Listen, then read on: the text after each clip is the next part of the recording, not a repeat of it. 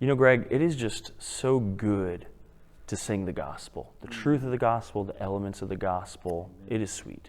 Yes, it sure is. There's nothing sweeter than to hear the corporate voices of our people coming together to sing the gospel. There's just something beautiful about that. And I hope and pray that our people appreciate and treasure the gospel that we are able to put into song together.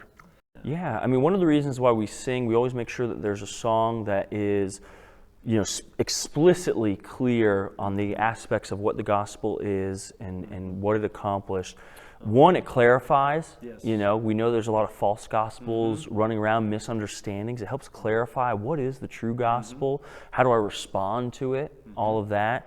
But it's also a time of assurance, a time of comfort to the believer. And what an appropriate time to do it right after confession. We just took time and... Absolutely, yeah. That's, it engages, again, keep going back to it, engages our hearts that as we think about confession, what is the natural thing as individual believers and even corporately, what should we immediately go to? Go to the gospel. Because if I'm lost in confession, all right, I mean, it's good to confess, but boy, I can drown in that.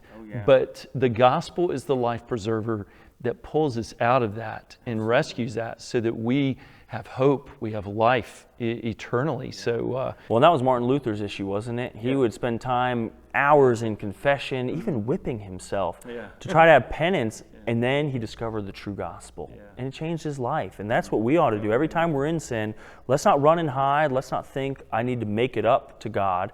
No, God's already paid for it through Christ. And, this is a biblical thing.